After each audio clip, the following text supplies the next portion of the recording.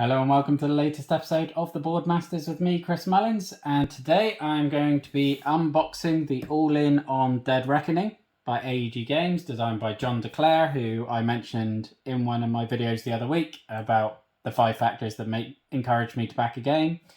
I mentioned John D Clair as one of the designers that encourages me to back because I trust his games, which is weird because I haven't actually played any. But I love the ideas that I've seen through this game, through Rolling Heights. I really want to get hold of Cubitos as well. And I'm really excited for this video, not just because this game looks amazing and I've been waiting for it for ages, but there's no buzz on social media about it at all. And when I posted the fact that it had arrived yesterday, so Wednesday, I seem to be the only one posting about it. And everyone commented saying how excited they were to receive their copies, but they hadn't had it yet. So it's almost like I've got the first one. There's no unboxings or anything, or certainly on BGG, which is extraordinary. This may well be the first one that goes up, which is incredible for me personally. I'm very excited by that fact.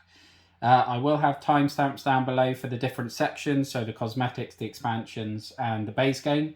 And I'll do it in that order. So I'll start with the cosmetics, then I'll do the expansions, then get onto the base game. So if you want to skip ahead to any of those, timestamps are down below. But I'll just get these out of the way. And then we can dive into these cosmetics. Now obviously here we have got one of the dice towers in the game, because there is one in the core box. There's a standard pirate ship, and then this one is the ghost ship. I will get some B-roll over the top of this that shows it all made up. But again, completely unnecessary. And this is the tray at the bottom where the dice obviously come down, roll, and it tells you what bonuses, what damage you've done, whether you get treasure, etc, etc. And that's obviously just going to fit around the edge to make the borders for the tower. And then we got the bits for the actual ship. And again, love the colour scheme, very creepy, very reminiscent of those standard ghost ships you see in the stories. Again, I'm not going to punch all that out yet. And we've got this collection of beautiful metal coins, and you all know from the Dinosaur World footage, from Lizard Wizard unboxing, I love metal coins, I really do. And they sound great, they feel great. I love the tactile element of board games. It's why I'm so easily swayed by minis. You know, there's 4 different types of coin there. These gold ones are beautiful. Interestingly, they're not the highest value. There's the big sort of silver platinum ones, I guess. But usually you would look at the gold ones and think they were worth the most, but not in this occasion. Okay, let's have a look at these upgraded components for the treasure. So obviously you're pirates in this game, you're going around the islands trying to gain treasure, get supplies. And in the base game, we'll have a look at that later, it's just very standard little tokens. Whereas these, you've got these really nice, really great feel to them. Barrels and just chests that you can get your gear and things in, and your treasure, and again, they just have a great feel to them, great bit of heft, and just definitely add to that immersion, certainly for me anyway. Then we got these promos, which again, I've said before on the channel, I generally don't go for promos, and if I'm honest, I wouldn't have gone for these if they weren't all in the All-In, because I don't think I have any of the games. So we've got Tiny Towns Pirate Den, Santa Monica Treasure Hunt or something by the look of it. A bunch of ships. I'm not sure what that game will be for. Lots of pirate ship themed and Kraken themed ships for something. Smash Up, Deep Crag Reef, and Calico Jack, and a Stray Cat. 5 victory points if you have the pirate costume. Again, to be honest, if anyone really wants to buy those, let me know, because I don't have any need for them. And then we have the custom sleeves, which I think is my first set of custom sleeves that I've had, and I usually don't go for them. But in this occasion I did, because I think one of the main cores of the game is that you have this unique thing where you're sleeving your crew, and then you're updating them and taking them in and out and swapping them around as you level them up. And so having sort of specific sleeves for everything just seemed like it would be a sensible idea. And I really like the art style on them. I think they're going to look great when they're in use. Obviously, I guess the colour bandings are just for the different players. And I think the coins, yeah, the coin layouts are slightly different on each one, which is nice. And that's it for the cosmetics, really. So again, timestamps down below if you want to skip ahead, but we'll dive into the expansions. I'll start with the little one first. So this little Sea Dogs expansion, which is primarily about crewmates. So as I mentioned, you'll be upgrading and recruiting your crew as you go through. I think in the base box, your starting crew is generally going to be pretty standard. And this one, so the introduction. This expansion introduces a Sea Dog module, which can be used in a number of ways. Illustrated in this expansion are 36 Sea Dog illustration cards. These are replacement illustrations for your sailor cards, which come with special abilities and introduce asymmetry to players' starting decks. So yeah, as I said, at the beginning, generally you'll all have the same people, and this is probably going to glare quite badly, I think, on this, so apologies for that. But I mean, you can see sort of the thickness of these as you're going to be slotting things in and out. Oh, well, they're thicker than I thought because they're stuck together. But these are the thing that you're going to be sliding in the sleeves, and you'll basically be upgrading and replacing them. So you've got level 4 ones, got all your different petty officers, blue jackets, helmsman, master gunner, quartermaster. Nice. So I hope it's not glaring too much, and apologies if it is. But they look very cool, and they are definitely feel substantial and very different to any sort of cards that I've dealt with before. We've got standard, well, not standard dice, it's a D6, but there's only 0, 1 or 2 on there, so it'll be interesting to see how that plays into the game. And then let's dive into these more substantial expansions. So this first one, well, actually, it makes sense to do the Saga expansion 1 first, doesn't it? So let's start with Deep Legends. And from my understanding from the campaign, the Saga expansions are obviously campaign bits that you add in. And I think they go in the sort of standard deck as you're exploring, and then kind of like if you've played Hand of Fate on the video game, where all these random encounters get put into the deck, and then as you draw them out, as you complete them, then they unlock more encounters and next level encounters and things. And I believe that's basically what these Saga expansions add to the base game. Encounter Book 1, Deep Legends. Okay. So yeah, this is going to be all the flavor text for the relevant cards, so there isn't like an introduction as such, but that just gives you the results and the flavor text for your encounters. This obviously is the rulebook. What is a saga?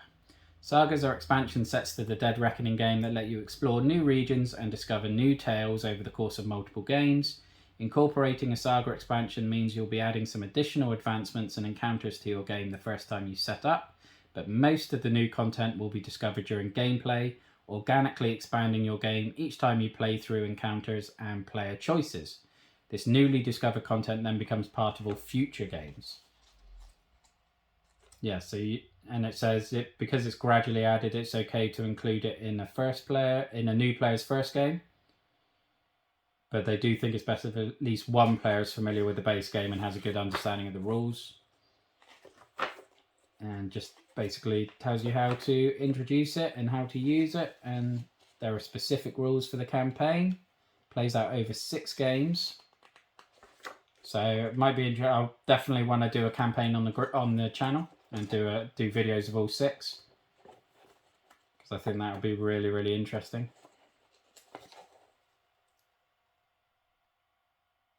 Okay, do I need to start the saga from the beginning to play it? No, you can have already started playing with and discovering the saga material in progress and then start a campaign. Okay, I probably wouldn't do that, but we'll see.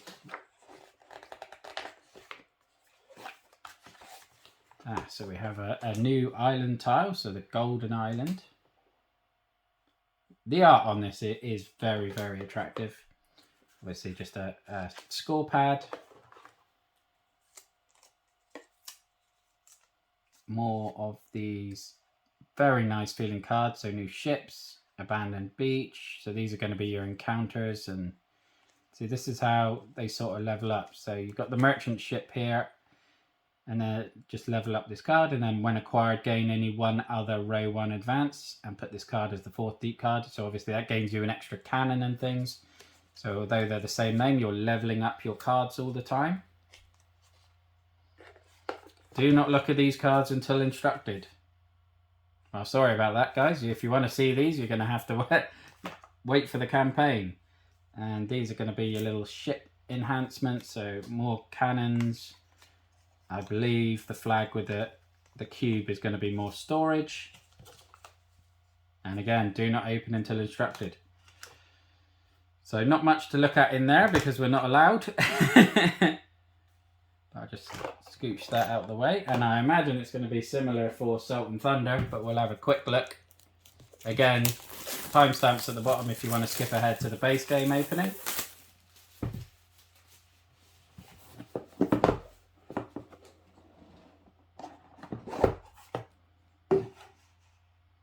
So similar to the first one, we got an encounter book, which is going to give you the flavor text as you resolve your encounters and things.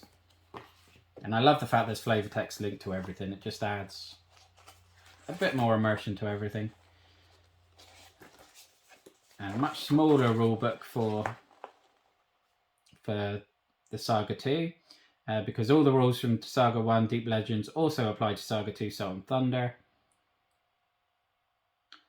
Including this but not part of the Discoverable are 2 new types of ship upgrade and 1 new Open Seas Ocean. These can be simply added to your game right away. Okay, so have you included Saga Deep 1 into your game yet? No, I haven't used any Saga stuff yet. Play 2 to 4 games with just Saga 1 included. Complete the setup rules for Saga 1 by adding all the 1 cards, then also add 5 randomly selected Saga 2 cards. Okay. Or you can just add everything. Okay. I'll be tempted to probably just throw it all in. Additional ships, interesting. So these are going to be 2 lots of secret envelopes. Again, sorry, we aren't looking at those yet.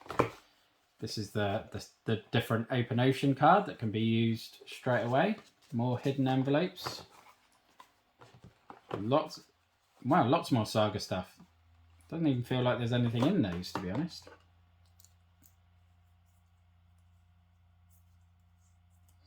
But we got some more of these really cool feeling cards. Ancient Lighthouse, Thunderclouds, Abandoned Beach, Merchant Ships. So again, more upgrades for the merchant ships.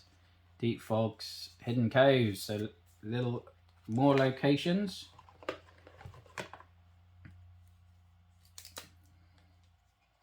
And then we have more upgrades, so more sails and attack flags. Very nice, and another secret box. So that is everything that's in the expansions. Obviously, it's going to add lots to the gameplay, lots of variability and replayability, which I really, really love. But I'm going to get this all tidied away and then be back with you in just a second, where we can look at the core game, the base game of Dead Reckoning. So join me for that in a sec. Okay, so let's dive in now to the core box, the main attraction, if you will. And again, love the art style on the box. Again, on the back, looks very, very cool indeed. Gives you a little indication of how the game will look on the table. It's a game for 1 to 4 players, and to be honest, I completely forgot there was a solo mode. 1 to 4 players with a game time of approaching 2 hours, according to the box there. Let's dive into... Oh, this is the solo rulebook. So I might have a few goes of this myself.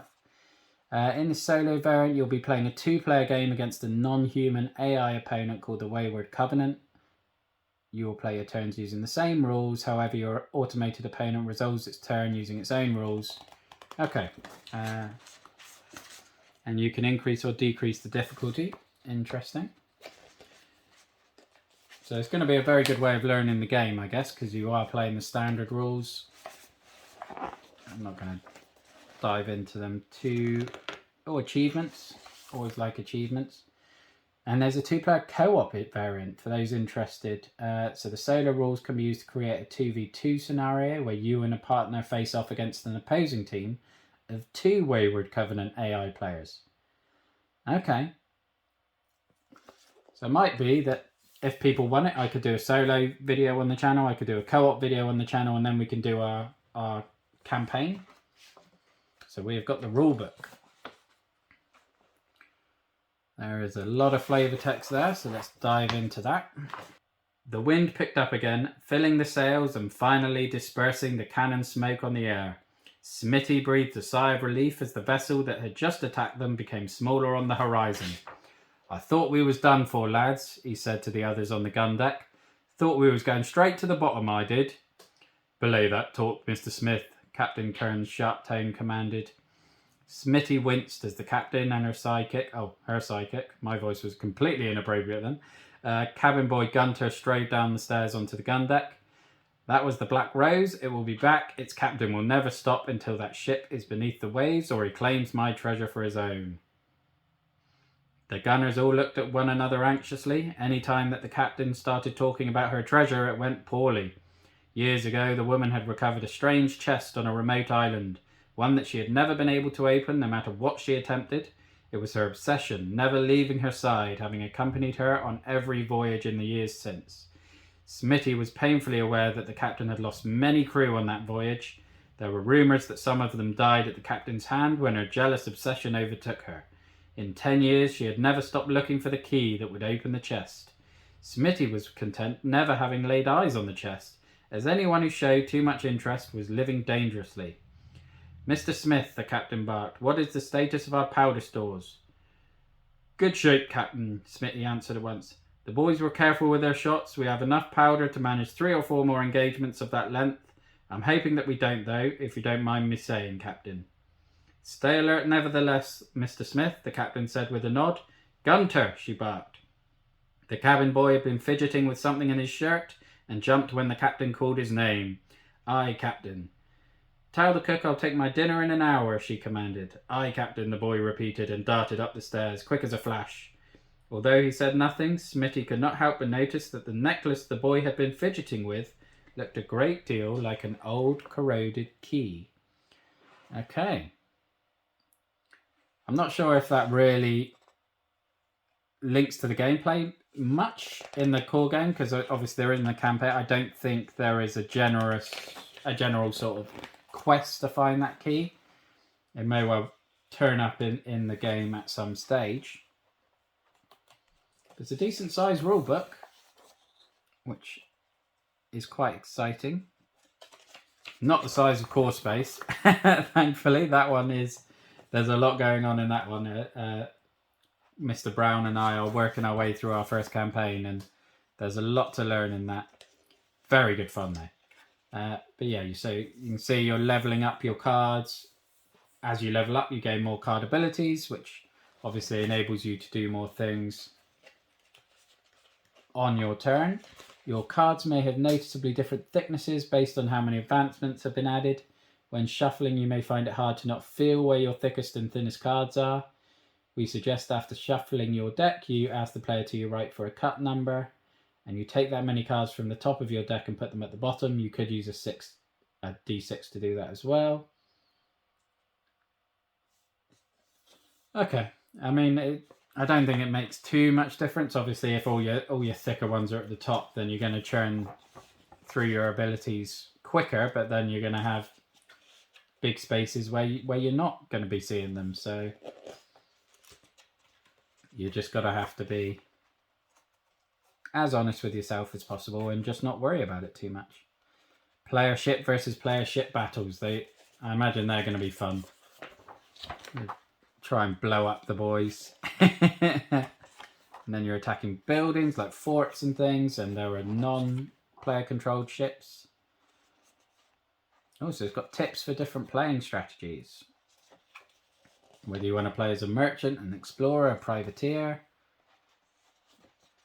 And then you've got different references for the main core crew. Then we've already seen some of those being upgraded in the Sea Dogs expansion.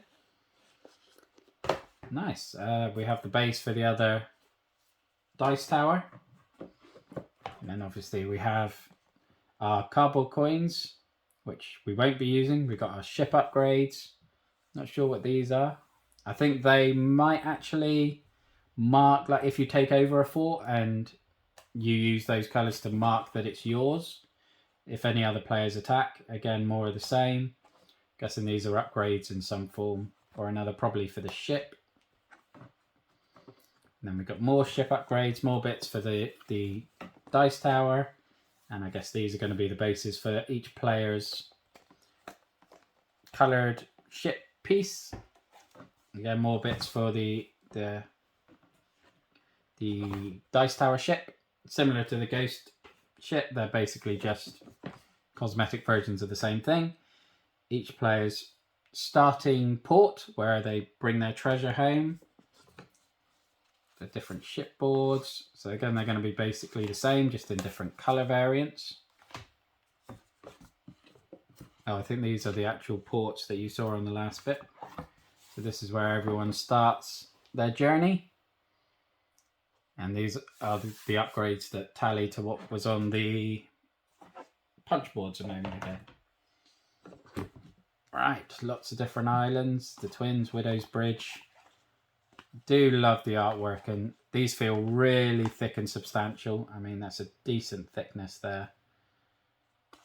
So they feel really, really good. Really tactile. Ile de Crane. My pronunciation is terrible, so forgive me for that. Oh, a volcano. And then we have the open seas, where you can explore in different directions. Now, obviously, a lot of the stuff in the expansions we couldn't look at. So let's see. I think these are actually empty. So yes, these chests. So we just have a chest each. All player marked, colour marked. Where you're going to be depositing your treasure when you get back to port. This one is player colour marked. So let's have a look in this one. Ooh. Certainly feels heavy and substantial. Okay.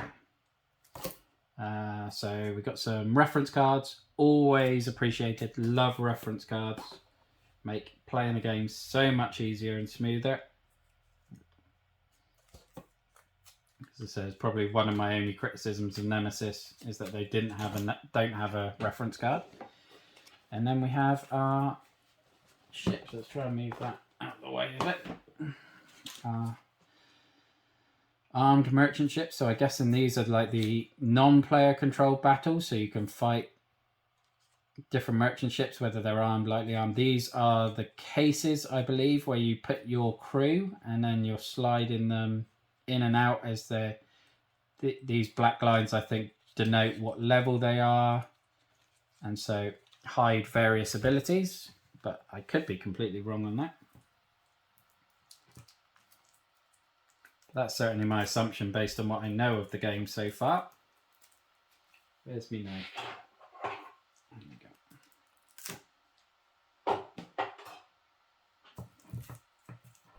But yeah, this one, it's so fun. The campaign on this one was such a toxic campaign for a lot of it. But the game does look extraordinary and was almost successful in spite of the campaign, I think. Not really sure what these are. No idea. Something to do with battles, I think, based on some of the language on it. And then, oh, these are, yeah, the cards. So your crew, you flip, so level 1, and then you turn it around in these sort of cases and flip them over, and then you've got your level 3 and level 4 abilities. So deckhands, as they get more powerful, by the look of it, give you more sails. Gunners are obviously going to give you cannons. Buccaneers. Not sure if that cube on a flag does mean storage or not. Bosun, captains, crew. So loads and loads of different crews. So this is going to make up your starting deck, I think, of characters that you're working your way through. And then you draw your hand, and then you can use whatever characters you drew. And more empty boxes. Empty, empty, empty. These 4, I'm guessing, are going to be your decks, particularly if you're doing the Saga expansions, to keep them all together.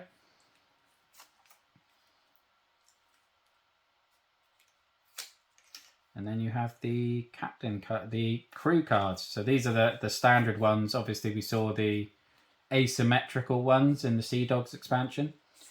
But I believe how these work, so you have, obviously, ignore that there's a captain with a crew. You would slide them both into the case, and then you would be rotating this bit to show what powers you've got. And then, I don't know, with these black lines might denote upgrades that you can slide in or something. But that's how you're constantly upgrading your crew, in that you're literally leveling them up and they gain more abilities as you go. Oh, what do we have here? A reference guide for the character's abilities. So again, really, really helpful, and just will help everyone learning the game and playing the game. And then we have this sizable box here. Wonder what treats we have in store. All the various tokens and bits and bobs. So here's the player ships.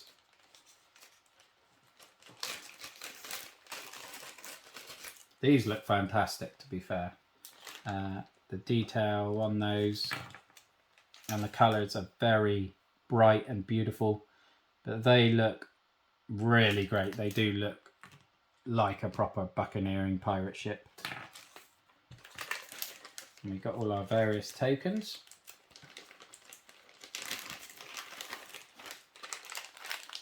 We've got the basic barrels. Obviously we saw the upgraded ones. There's not a huge amount of difference then. The upgraded ones definitely feel nicer, I think. Well, certainly through the packet. Yeah, these are much lighter, and the expansion ones feel a bit more substantial. And obviously you've got the treasure chests in there as well. Oh, these are your cannons and ports and fortresses that go on the islands as you're exploring, to denote whether you can attack. Obviously then, I believe these are the cubes that you, so it's not like a dice tower of the ship. You roll these cubes down, and wherever they land, that tells you what you can do. So, and then my first sort of dice tower type things. I know Return to Dark Tower has it, and I'm waiting for that as well, but it looks like a fun mechanic. And obviously fire tokens that are going to denote damage and things. And then the last bit in the box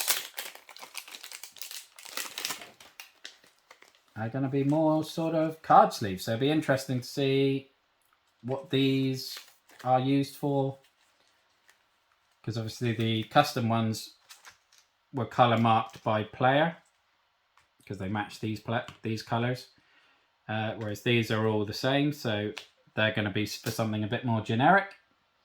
But that is everything that is in the Dead Reckoning All-In, and I cannot wait to get this to the table. Pirates are always a fun theme, and it's my first pirate game. It's why I backed it. And I just love this unique mechanic with the cards as you sliding them in and leveling them up. Well, certainly unique as far as I'm aware. But that is Dead Reckoning. Again, let me know what sort of gameplay videos you want on the channel, whether you just want the campaign or whether you want the solo and the co-op as well, just to get a full picture of it. Probably will be a little while before we get it on the channel though, so bear that in mind. But there we go. Thank you very much for watching. Look after yourself, stay safe, and have a good one. Bye bye now.